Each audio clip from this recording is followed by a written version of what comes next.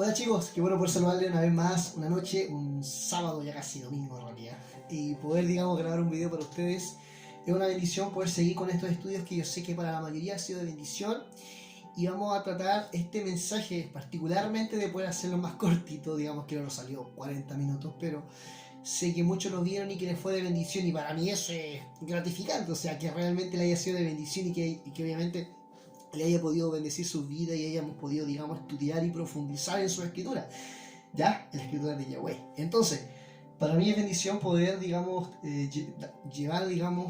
un mensaje siguiendo con el estudio de la bienaventuranza. Entonces, vamos a estudiar la bienaventuranza del siguiente versículo, que es el siguiente. Dice, Mateo 5, 7. Bienaventurados los misericordiosos, porque ellos serán tratados con misericordia. Entonces, vamos a definir el concepto de misericordia y vamos a ir a una carta que es importante, donde habla el apóstol Pablo a su hijo Tito, en la fe, que dice algo muy interesante para poder desde ya adentrarnos en el tema. Y dice, Tito 3:5. Dice, Dios, Yahweh, nos salvó, y no por obras de justicias que nosotros hubiéramos hecho, sino por su misericordia y por el lavamiento de la regeneración, por la renovación del Espíritu Santo. Voy a ser un poquito más claro, voy a quedarme solamente con la primera estrofa que dice en el 5, Tito 3:5. Dios nos salvó, y no por obra de justicia que nosotros hubiésemos hecho, sino por su misericordia. Este pasaje, si usted lo analiza claramente, es uno de los pasajes que más repercute en tu corazón, o sea, en mi espíritu. Hay que entender de que es similar a un pasaje donde dice en Efesios 2:8, donde dice que por gracia somos salvos mediante la fe, y no es de nosotros, esto es don de Dios, de Yahweh. Entonces, ¿por qué quiero ir a esto? Porque el tema de la misericordia es algo que nosotros no merecíamos. Entendamos un concepto básico. La misericordia no merecíamos esa acción, o no merecíamos, mejor dicho, que Dios tuviese misericordia por nosotros. Porque dice que nos salvó y no por las obras de justicia. ¿Por qué? ¿Por qué especifica obras de justicia? Porque de por sí el ser humano siempre tiene una influencia a justificar siempre su acción, sea buena o sea mala.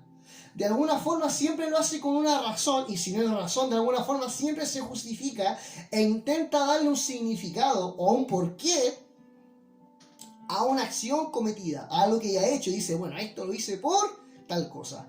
Ejemplo, me saqué una buena nota en la prueba, de hecho me saqué un 7, por si acaso, por mi propia cuenta, ¿no es cierto? Sin embargo, en este caso, sabemos que el ser humano no tiene ninguna parte, sino que la obra de justicia no son nuestras, sino de Dios. Y más aún, dice que su misericordia nos alcanzó, mejor dicho, la salvación nos alcanzó gracias a su misericordia. Tenemos la misericordia porque la gracia de Dios nos alcanzó, y no por nuestras obras de justicia. Porque tenemos que entender que nuestra justicia, siempre lo digo, nuestra injusticia es la justicia de Dios, y la justicia de Dios es nuestra injusticia. En otras palabras, ¿qué dice? ¿Qué quiere explicar con esto? Que nunca vamos a ser justos delante de Dios por nuestras obras. Corta, en pocas palabras. Y acá lo hablamos, y en Isaías 64 dice una cosa muy interesante en este pasaje, porque realmente revela el significado de nuestra justicia y de por qué el hombre se justifica y cuál es el valor para Dios nuestra justificación humana. En el 64 del 5 al 6 dice, tú has salido al encuentro de los que practican la justicia con alegría, y de que no se acuerdan de ti y siguen tus enseñanzas, pero te enojas si pecamos y no dejamos de pecar. ¿Acaso podremos alcanzar la salvación? Y dice, todos nosotros estamos llenos de impureza, todos nuestros actos de justicia son como trapos llenos de inmundicia.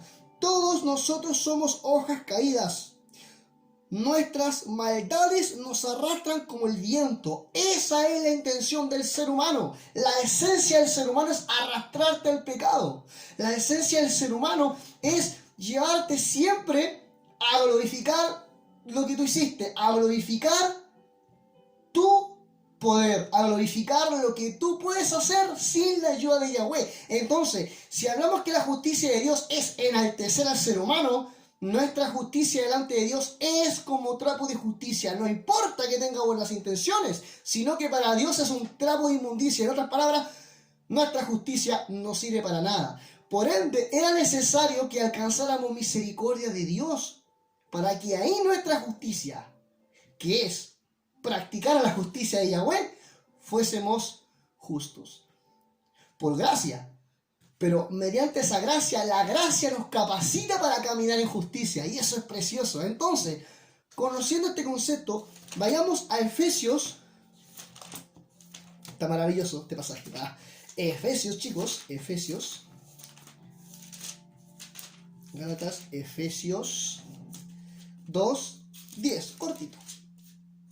Lo que te acabo de explicar. 2:10. Y dice, nosotros somos hechura suya por su justicia. Ojo. Y hemos sido creados en Cristo Jesús, ¿para qué? Ojo, hay una causa. Para realizar buenas obras, las cuales Dios preparó de antemano para que viviésemos de acuerdo con ellas. O sea, somos hechura de Él, para que a través de Él, por medio de Él, y gracias a Él y a la misericordia de Él, camináramos en novedad de vida y anduviésemos practicando aquellas obras que manifiestan su justicia. Eso es, la justicia de Dios se manifiesta en nosotros cuando nosotros somos hechos criatura de Él. Cuando Él nos crea, cuando somos nacidos de nuevo, nuestra evidencia es que caminamos en obras de justicia, de acuerdo a la voluntad y la santidad de Dios. Entonces dice, no somos salvos por nuestras obras de justicia, solamente por misericordia. Y quiero aclarar un punto antes de pasar a la definición. Primero, hay que entender, hay un pasaje muy claro que dice que su misericordia, un salmo, se renueva cada mañana. Pero se renuevan cada mañana para aquel que necesita misericordia. ¡Wow! ¿Qué necesita misericordia? Un cristiano que ha sido constituido y ha sido hecho, ha sido hechura de Dios y practica la justicia, por consiguiente, ¿necesitará misericordia? ¡Wow! Misericordia es solo para aquel que la necesita. ¿Y quién la necesita? El que no es hechura de Dios, o sea, el impío. ¡Wow! Habla Yahweh. O sea, eso. ¿Quién necesita misericordia? El que está en la ignorancia y el que no conoce la verdad. Y lo vamos a ver a continuación. Definición de misericordia. Misericordia es la acción o acción de compadecerse ante las miserias ajenas. Miseria. Misericordia viene de miseria. Y hay que entender que nosotros éramos seres miserables sin Cristo, por lo cual, según lo que estaba explicando, alguien que no sea Cristo es miserable. Pero es rico, tiene riqueza, tiene poder, tiene ganancia, es miserable ante los ojos de Yahweh. Y dice, acción de compadecerse ante las miserias ajenas, ¿no es cierto? Y dice, y se puede manifestar hacia alguien que tenga necesidad.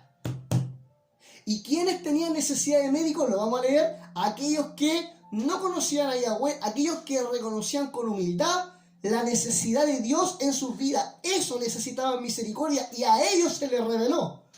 ¿Y por qué dice que cada día se renueva su misericordia? Porque cada día es una oportunidad para que la gracia y la misericordia de Dios se manifieste en un perdido. ¡Wow! Maravilloso. El cristiano, el convertido, no necesita misericordia, porque ya sus obras, sus hechos demuestran que son hechura de Dios. Sin embargo, misericordia por aquel que realmente necesita, porque no tiene la verdad. Amén. Entonces, entendamos lo siguiente. Sigamos con la definición. Dice, para un hijo de Dios, la misericordia es un atributo o un don divino, ¿ya? Que se manifiesta a través de la consideración, amabilidad y perdón ante una desobediencia. Porque nosotros, dice la palabra en Efesios, que éramos desobedientes para con Dios. Sin embargo, si especificamos y analizamos estos puntos de la definición de misericordia, dice que se manifiesta a través de la consideración, la amabilidad y el perdón. 3 puntos, y es cierto. Primero, ¿qué hizo Cristo con nosotros? Nos consideró, siendo parte de su familia, parte de su reino. Segundo, amabilidad. Nos trata con amabilidad. ¿Nos trata qué amabilidad? Nos trata, digamos, considerando nuestro carácter. No, él sabe, en otras palabras, qué es amabilidad. Él sabe cómo llamarnos a cada uno. Sabe que una persona va a ir a Cristo por las malas, va a llegar a Él por las malas, y otro que va a llegar por las buenas. La mayoría de la gente llega por las malas, estamos claros. Pero sí entendemos que hay caracteres distintos de cada persona y que Dios sabe cómo tratar cada carácter de su hijo. Sabe, Él nos conoce a tal punto de que sabe cómo tratar a cada persona, a cada hijo, según su carácter. Él, siendo Dios, no imputa nuestro carácter, sino que se somete, o más que no es que se somete, sino que de alguna forma Él considera en su actuar nuestro carácter. Por ejemplo, cuando inspira a Juan en el Apocalipsis, en sus cartas, ¿cómo habla? Hijito mío, bendito, maravilloso. O sea, cuando lo inspira en un lenguaje tierno que tenía Juan, lo inspira en un lenguaje tierno, de paternidad, de amor, de pastor, ¿no es cierto? Pero cuando inspira a Pedro, a Pablo, Gálatas insensatos, mejor que se castren. ¡Wow! O sea, y acto inspirado, ojo, ese era el carácter de Pablo. Y de alguna forma Yahweh inspiraba ese carácter, o sea, consideraba, actuaba mediante el carácter de Pablo humanamente y transmitía su mensaje divino, su mensaje espiritual, su mensaje inspirado, ¿no es cierto? Pero a eso se refiere, amabilidad. Dios no irrumpe nuestro carácter, sino que a través de nuestro carácter Él sabe cómo tratarnos y sabe cómo doblegarnos y humillarnos para que recibamos y aceptemos este desafío de ser parte de su familia. Él de alguna forma nos humilla a tal punto de que nuestro corazón lo rendimos a la voluntad completa de Yahweh. ¡Wow! Casi me da pregunta. ¿Pero aún hay revelación? No, o sea, sí, pero todavía no. Chicos, eso. Y por último, perdón. Y es lo más precioso. Y cuando hablemos del perdón más abajo va a ser filete. Entonces, perdón, ¿por qué perdón? Y por último, obvio, chicos, Él perdonó todos nuestros pecados. Perdonó. Quiero que sepas algo y por favor quiero que analices lo siguiente. ¿Alguna vez te has puesto a pensar qué significa o tomas conciencia qué es lo que significa haber sido perdonado por Dios? Que te perdone tu novia, bacán, si la embarraste, obvio.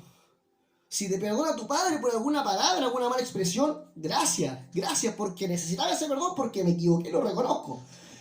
Pero si te perdona Dios, el supremo de todo el universo, si realmente dimensionáramos eso, digámosle, Señor, enséñanos a dimensionar ese maravilloso regalo de tu perdón, porque realmente ser perdonado por ti nos lleva a una dimensión tan preciosa. Entender eso, quizás no lo vamos a entender con esta mentalidad. Es imposible, ¿cómo se llama esto? Impasibilidad. O sea, realmente estamos tratando de entender a Dios y no lo vamos a entender con esta mente limitada, pero sí, vivamos en novedad de vida. Confiemos y obedezcamos a Dios siendo agradecidos de lo que Él hizo por nosotros. Y eso es fantástico. Ese es el perdón de Dios. Él nos perdonó. Chicos, dice que Él se manifestó mediante su misericordia a través de la consideración, de la amabilidad y el perdón ante una desobediencia. Amén. Éramos completamente culpables y por ser culpables merecíamos ser condenados, merecíamos que la gente nos desprecie, merecíamos que la gente fuéramos burlados por cada una de esas personas y que fuésemos la burla. El apóstol Pablo dice en cada una de sus cartas de Corinto, habla que han sido los apóstoles, aquellos que dieron su vida, porque los apóstoles dan su vida por el evangelio, ¿no es cierto? Los que estuvieron obviamente en el primer siglo, por supuesto, ¿ya? Y claramente habla de eso y dice realmente que ellos eran la burla ante las personas y espectáculo en los ángeles, obviamente los ángeles caídos, pero a eso se refiere. Entonces, Ese es el concepto que Pablo emplea para asimilar su ministerio. ¿Ya?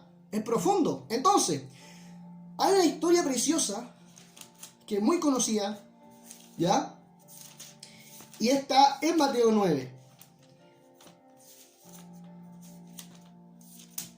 Mateo 9, 9 al 13. Y realmente acá ya entro en el tema, chicos, y vamos a entender muchas cosas preciosas que nos van a cambiar nuestro concepto de lo que tenemos que hacer como iglesia, como pueblo de Dios. Entonces, vamos a leer primero que todo. Dice: al continuar su camino, Jesús vio un hombre llamado Mateo o Leví, que estaba sentado donde se cobraban los impuestos, y le dijo: sígueme. Jesús le dijo: sígueme. Y Mateo se levantó y lo siguió. Estando Jesús en la casa, otra escena, sentado a la mesa, con muchos cobradores de impuestos y pecadores que habían venido a sentarse también con Leví o con Mateo a la mesa con Jesús y sus discípulos. Cuando los fariseos vinieron y vieron esto, dijeron a los discípulos de Jesús: ¿por qué su maestro come con cobradores de impuestos y con pecadores?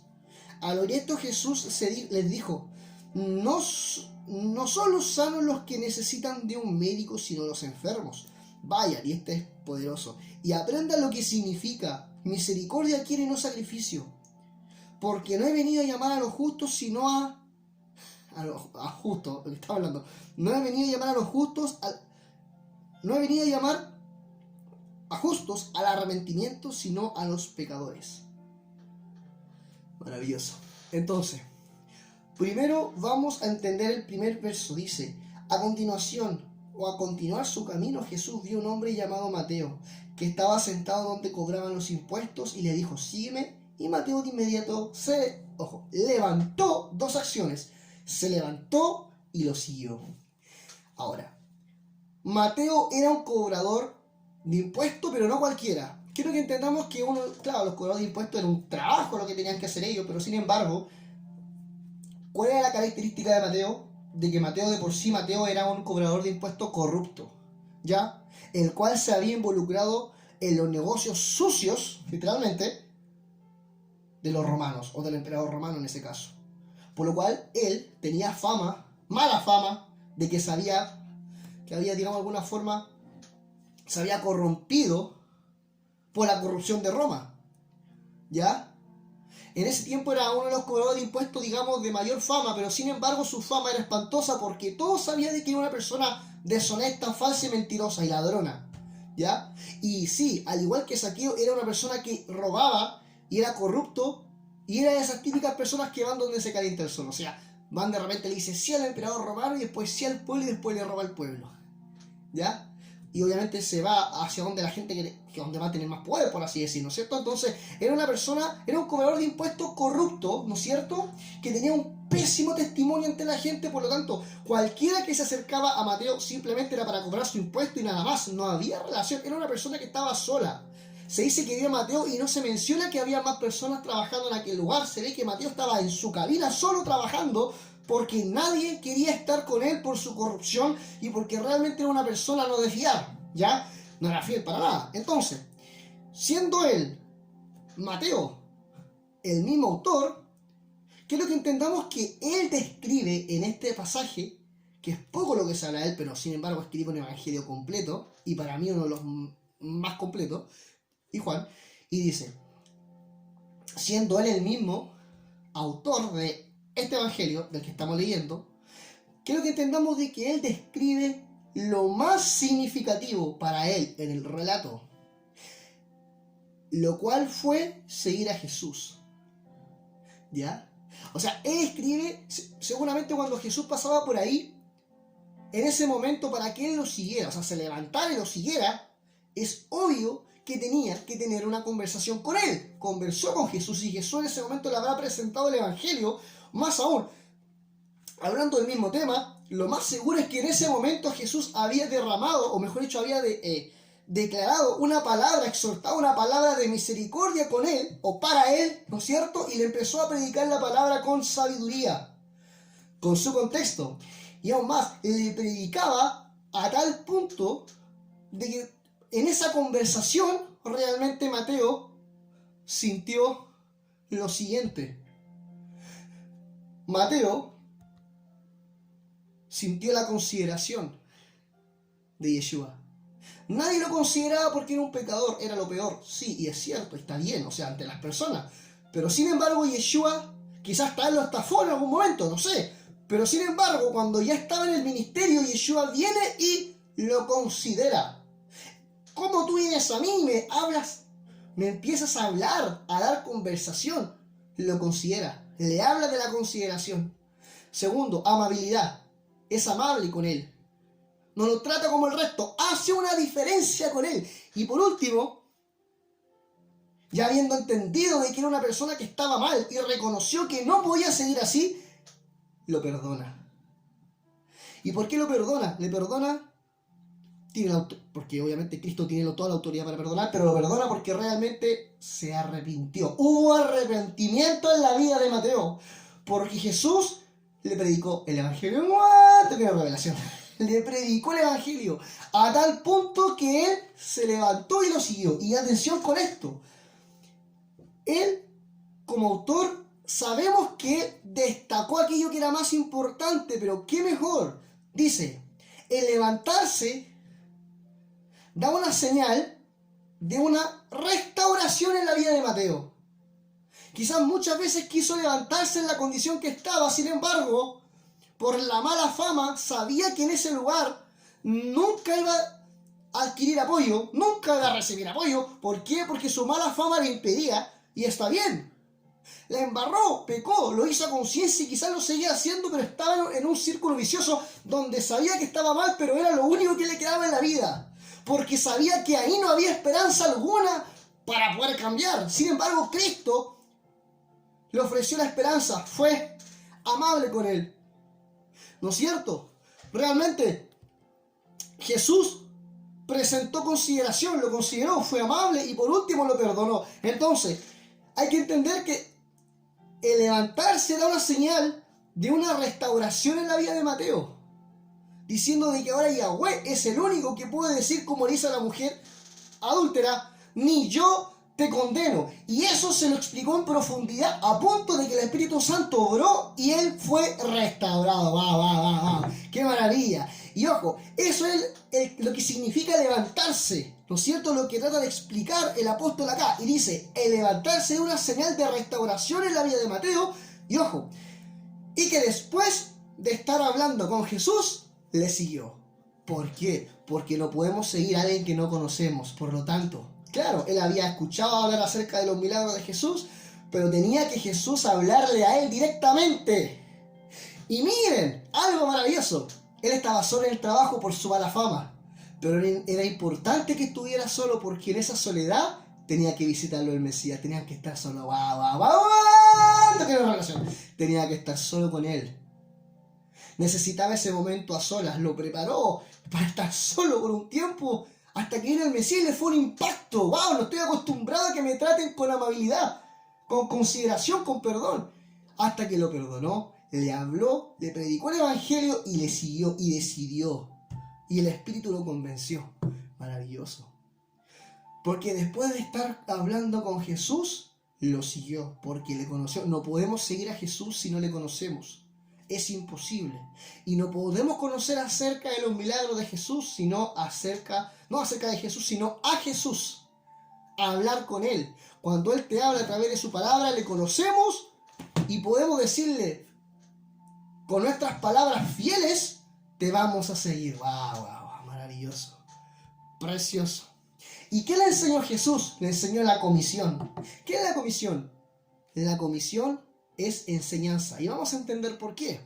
¿Ya? Porque en ese momento sucede algo maravilloso en el siguiente versículo. Dice lo siguiente, en el 10. Estando Jesús en la casa, acá no especifica qué casa, pero es seguro que está hablando de la casa de Mateo. Sentado a la mesa de Mateo, donde seguramente Mateo por supuesto almorzaba y cenaba todos los días, muchos cobradores de impuestos y pecadores que habían venido se sentaron también a la mesa. O sea, gente de su mismo tipo, gente que no consideraba el resto, y se sentaron con Jesús y sus discípulos. Wow, ojo ahí. Entonces, ¿qué está hablando acá? Jesús en ese momento había levantado, para que se entienda en el contexto, una sinagoga o una iglesia en la casa de Mateo. Esa fue la primera iglesia que Jesús levantó. Había levantado una iglesia. ¿Y para qué persona? Para aquellas personas que eran con Mateo. Porque dice, muchos cobradores de impuestos y pecadores que habían venido se sentaron también a la mesa con Mateo y con Jesús y sus discípulos. O sea, eso es lo que sucedió. Vinieron todos aquellos que tenían necesidad. Y después Jesús lo aclara cuando aquellos fariseos empezaron a hablar mal. Entonces dice, ¿qué dice? Bueno, dice que en ese momento Jesús abrió una puerta, aparte de establecer la iglesia. ¿Qué estaba haciendo con eso? Él estaba abriendo una puerta para todos los desechados del pueblo. Y eso se puede reflejar en una parábola que está en el mismo evangelio, en Mateo 22, y acá realmente hay una revelación preciosa. Y dice, parábola de la fiesta de bodas. Vamos bien en el tiempo. Jesús volvió a hablarles en parábola y les dijo, el reino de los cielos es semejante a un rey que hizo una fiesta para la boda. Ojo, este mismo contexto se ve. Dice que Jesús se sienta a la mesa con su discípulo. Ojo, se van a dar cuenta que hay muchas cosas que va a tener relación con lo que estamos leyendo en el pasaje principal de Mateo, ¿no es cierto? Entonces, atención, sabemos de que él se sentó a la mesa con Mateo, su discípulo, y mucha gente pecadora le siguió y se sentó con él a la mesa. Ojo, que todos se sentaron a la mesa. Acá dice que todos se sentaron en la mesa. Entonces, ¿qué dice? Jesús volvió a hablarles en parábolas y les dijo, el reino de los cielos es semejante a un rey, que era él por supuesto, ahí voy explicando algunos conceptos a medida que lea, e hizo una fiesta de bodas para su hijo. Y el rey, y envió el rey a su siervo para convocar a los invitados de la fiesta de bodas. O sea, había gente que ya estaba invitada a la fiesta, ¿no es cierto? Habían entradas limitadas, para que se entienda. Y dice, pero estos no quisieron asistir. Volvió el rey a enviar a otros siervos y les dijo, dígale a los invitados, por favor, que ya hemos preparado el banquete, que se han matado todos los animales engordados y que todo está dispuesto. Quiero que vengan a la fiesta. Pero los invitados no hicieron caso, otra vez, que Jalisco. Uno de ellos se fue a su labranza, otros a sus negocios y otros más agarraron a los siervos y los maltrataron. En otras palabras, no consideraron el evangelio. Las palabras de Jesús las maltrataron, las pisotearon, perdón. Ya vamos entendiendo el concepto, lo estamos asemejando al otro caso, al pasaje central. Y dice, cuando el rey supo esto, se enojó, así que envió a sus ejércitos, destruyó a aquellos homicidas y quemó sus ciudades. Derramó juicio. Entonces dijo a sus siervos, la fiesta de bodas ya está preparada, o sea, no podemos dejarla así, no podemos terminarla, pero los que fueron invitados no eran dignos de asistir. Por tanto, pasaje importante, verso 9, por tanto, vayan a las encrucijadas y a los caminos e inviten a las fiestas de boda a todos aquellos que encuentren. Los siervos salieron por el camino y juntaron a todos aquellas personas que encontraron por el camino. Los malos, los buenos de esta fiesta se llenó de invitados. Tanto buenos y malos asistieron a la fiesta. Cuando el rey entró para ver a los invitados, se encontró que uno no estaba vestido para la boda, aquel que nos hablaba el lenguaje de Jesús, y le dijo, amigo, ¿cómo fue que tú entraste sin el vestido de la boda? Y aquel enmudeció y no dijo palabras. Entonces el rey le dijo, aten a este pies y manos y échelo de aquí a las tinieblas, y ahí será el lloro y el rechinar de dientes, porque muchos son los llamados y pocos los escogidos. Jesús vino a los pobres, la viuda y a los desamparados. Los fariseos no entendieron esto y dice Mateo, atención, voy a tratar de contextualizar, a través de ti voy a exponer aún más públicamente mi ministerio, llamándote a ti el primero de muchos y a muchos otros pecadores que son como tú, para realmente manifestar la misericordia. ¿Por qué Dios permitió el pecado? Me preguntaron por ahí. Y yo dije, para poder manifestar su misericordia. ¡Wow! ¿Por qué? Porque Él tenía que manifestar su amor, su perdón. Y no podemos manifestar perdón, bondad, consolación, misericordia por aquellos que son justos y por aquellos que se creían justos. Sin embargo, ellos tenían necesidad, por lo tanto Dios derramó de su misericordia en sus vidas. ¡Qué maravilloso! Entonces, quiero que entendamos algo del versículo 10. Dice que ahí se decía que se sentaron a la mesa. Pero, atención, no cualquiera se sentaba a la mesa con Jesús. ¿Quiénes? Sino aquellos que Jesús quisiese revelar los secretos del reino de los cielos. Esos se sentaron a su mesa, o sea, su palabra. Y Jesús lo revela de una forma tan maravillosa este pasaje, haciendo una complementación con este pasaje, donde dice en Mateo 11:25, dice lo siguiente: en ese momento, Jesús, acá lo dice en otra ocasión, pero en ese momento estoy seguro que Jesús dijo: te alabo, Padre, cielo de la tierra, porque aquellos que están acá, que son pecadores y desechados por el pueblo, estas cosas lo voy a parafrasear, estas cosas las escondiste de los sabios y los entendidos, o sea, de los fariseos, de aquellos que realmente creían que estaban bien y se creían justos en su manera de vivir. Sin embargo, porque estas cosas tú, Padre mío, las escondiste de los sabios y de los entendidos, y las revelaste a los que son como niños. Sí, Padre, eso te agradó, y el Padre me ha entregado todas las cosas, y nadie conoce al Hijo sino el Padre, ni nadie conoce al Padre sino el Hijo, y a quien el Hijo quiera revelárselo. Y el Hijo quiso revelarle a aquellos que tenían necesidad de su misericordia. ¡Wow! No a los que se decían justos, sino a los que necesitaban misericordia. Maravilloso. Y Jesús, Yeshua, anhelaba revelar todos sus misterios. Por eso en Juan 15:15 dice: ya no los llamaré siervos, porque el siervo no sabe lo que hace su Señor. Yo los llamaré amigos, porque todas las cosas que yo oí de mi Padre se las daré a conocer a ustedes. ¿Para qué se sentó con ellos en la mesa? Para darle a conocer a ellos todos los secretos y misterios del Padre. ¡Wow! Eso le estaba revelando a ellos. La palabra ya no será difícil de entender, amados, sino que la vas a entender y te vas a enamorar de Dios. Lo creo. Eso es lo que la palabra hace y promete Jesús en hacer con cada uno de sus hijos. Amén. Maravilloso. Y en Juan 17:6, un poquito más adelante, dice: yo he manifestado tu nombre a aquellos que del mundo me diste. ¿Por qué? Porque tuyos eran, me los diste y han obedecido tu palabra. Acá leímos en delante leímos que la misericordia se manifiesta a través de la consideración, amabilidad y perdón ante una desobediencia. Pero acá está diciendo que los que tú me diste manifestarán tu palabra mediante la obediencia. ¡Wow! O sea, mediante tu obediencia, los que son hechuras de ellos tienen la justicia de Dios en ellos, por lo tanto viven la justicia de Dios, que es su voluntad, que es hacer y estar siempre involucrados en los negocios del Padre. Y eso es lo que vamos a entender, amados míos, a continuación.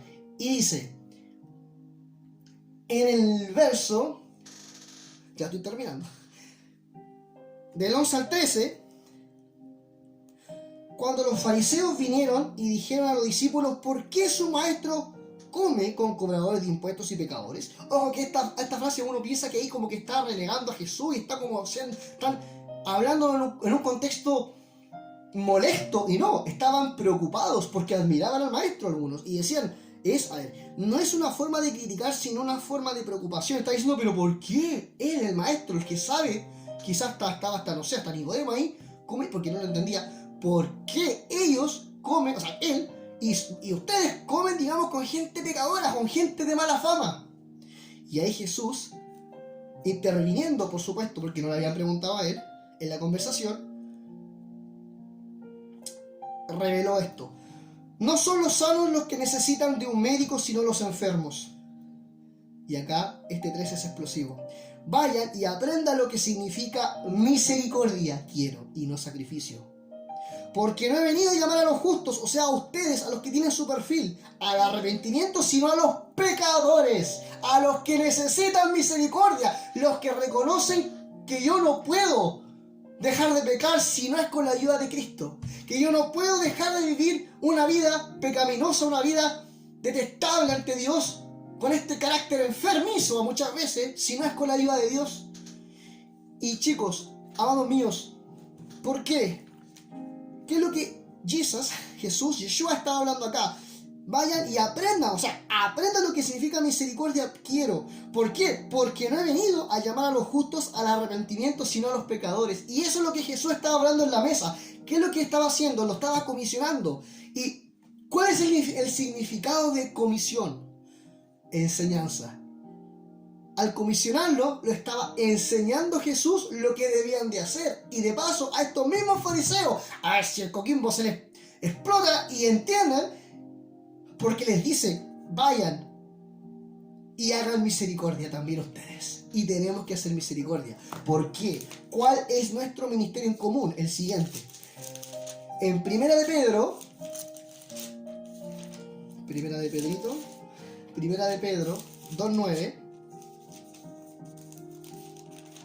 Primera de Pedro 2:9 dice lo siguiente: pero ustedes son linaje escogido, o sea, muchos son los llamados, pero poco lo leímos, los escogidos. Real sacerdocio, nación santa, pueblo adquirido por Dios. ¿Para qué? Para que anuncien los hechos maravillosos de aquel que los llamó de las tinieblas, del pecado, de la humillación, a ser hijos de la luz admirable. Y antes ustedes eran un pueblo, eran cualquier pueblo, ahora son el pueblo de Dios. Antes no habían sido compadecidos, pero ahora han recibido misericordia. O sea, en otras palabras, ahora sí que son compadecidos, ahora sí recibieron misericordia, que en otro tiempo no había sido manifestada la misericordia por su rebeldía. Ahora es manifestada la misericordia a causa de su rebeldía. En la carta de Romanos, el apóstol Pablo dice algo precioso que tenemos que hacer todos. Dice en Romanos 10, 14 al 15, ahora bien, ¿cómo invocarán a aquel del cual no han creído? ¿Y cómo creerán a aquel que no han oído? Pero ¿cómo irán si no hay quien les predique? Y miren, ¿y cómo predicarán si no son enviados? Como está escrito, el texto de Isaías me parece. Cuán hermosa es la llegada, los pies de los que anuncian la buena noticia de las buenas nuevas. Esos son los pies preciosos. ¿Por qué lava los pies Jesús y sus discípulos? Porque esos pies tienen que ser preparados para ir a predicar la buena nueva. Esos pies son pies limpiecitos, eternos por Él, para ir a predicar la buena noticia, para dar esperanza, para decir misericordia quiero y no sacrificio. Misericordia, hermano, aquel que no conoces, hay misericordia de Dios para ti. Hoy y mañana y hasta que Él venga hay oportunidad para venir a Cristo, para encontrar a las ovejas perdidas de la casa de Israel, aquellos que le pertenecen antes de la fundación del mundo. Y esa es nuestra misión en común: caminar, caminar, caminar, aunque nuestros pies se pongan rotos, serán restaurados, renovados, purificados y limpiados por Él, porque es precioso. Dice, cuán hermoso, son hermosos aquellos pies que realmente predican la palabra. ¿Por qué? Por ese motivo Jesús lavó todos los pies de sus discípulos. A ustedes lavan los pies porque ustedes llevarán el evangelio de paz. ¡Guau! Tiene revelación. Y en Mateo 25, una bomba, chicos, el mismo apóstol, estaba hablando del mismo apóstol, mire, y describe esto porque para él fue lo más importante, y le aseguro que lo describe porque fue como hablamos al principio, que escribió lo más significativo cuando se levantó y lo siguió. También habló lo más significativo en lo que él tenía que hacer en el ministerio. Y esta es la comisión de todos. Y yo le puse, este es el ministerio de todos. Y así se llama esta parashá, enseñanza. Y con esto termino. Ya. Jesús volvió a hablarles en parábolas y les dijo. Perdón, me equivoqué. Dice en Mateo 25, 11 al... Mateo 25, 31 Sí, 31 al 46 vamos a leer. Dice, cuando el Hijo del Hombre venga en su gloria y todos los santos ángeles con él, ahí está hablando de la segunda venida del día del juicio, que es uno solo por si acaso, ya es un solo evento, por si acaso. A todas las naciones serán reunidas delante de él, y entonces él apartará a los unos de los otros como aparta el pastor a sus ovejas de los cabritos, de los que dijeron que sí pero no lo son. Pondrá las ovejas a su derecha y los cabritos a su izquierda, y entonces el rey dirá a su derecha, a las ovejas, vengan benditos de mi Padre Yahweh, y hereden el reino preparado para ustedes desde antes de la fundación del mundo. ¿Por qué? Porque, atención, miren cómo el apóstol emplea esto. Porque tuve hambre y ustedes me dieron de comer. Tuve sed y me dieron de beber. Fui forastero y me recibieron. Estuve desnudo y me cubrieron. Estuve enfermo y me vistieron. Estuve en la cárcel y me vinieron a visitar. Entonces los justos preguntarán, Señor, ¿cuándo te vimos con hambre y te dimos de comer? Y sed y te dimos de beber. ¿O cuándo te vimos forastero y te recibimos, o desnudo y te cubrimos? ¿Cuándo te vimos enfermo o en la cárcel y te visitamos? Y el rey le responderá, de cierto les digo que todo lo que hicieron por uno de mis hermanos más pequeñitos lo hicieron por mí. Entonces dirá también a los de la izquierda, apártense, malditos, vayan al fuego eterno, porque yo tuve hambre y no me dieron de beber, tuve sed, no me dieron de... tuve hambre y no me dieron de comer, tuve sed, no me dieron de beber, fui forastero, estuve desnudo, estuve en la cárcel y no hicieron nada por mí. Eso es lo que el Señor te pide. Te pide de que seas sencillo. ¿Cómo fue Cristo? Sé como Cristo. Hazlo de Cristo. Él fue sencillo. Él fue humilde. Y en todo momento predicó su palabra. Y Mateo predicó de Dios. Y Mateo termina este hermoso evangelio entendiendo tanto lo que se le reveló del Mesías, diciendo, vayan y hagan discípulos a las naciones, bautizándolos en el nombre de Jesús y enseñándoles a cumplir todas aquellas cosas que yo le he mandado. Y todas aquellas cosas que Jesús le había mandado son aquellas cosas que aprendió con él cuando estaba solo y se le presentó y se le reveló, se levantó y lo siguió. ¡Wow, wow, wow! ¡Qué revelación! ¡Qué maravilloso! Y yo estaré con ustedes todos los días hasta el fin del mundo. ¿Qué significa que estaré con ustedes hasta el fin del mundo? Que esa comisión estaba presente ayer, hoy y por los siglos de los siglos, hasta que nuestro Yeshua venga en su nombre. ¡Wow! En su gloria. ¡Cuánto que la revelación me está entendiendo! Gracias, Señor. Padre, gracias por esta palabra preciosa.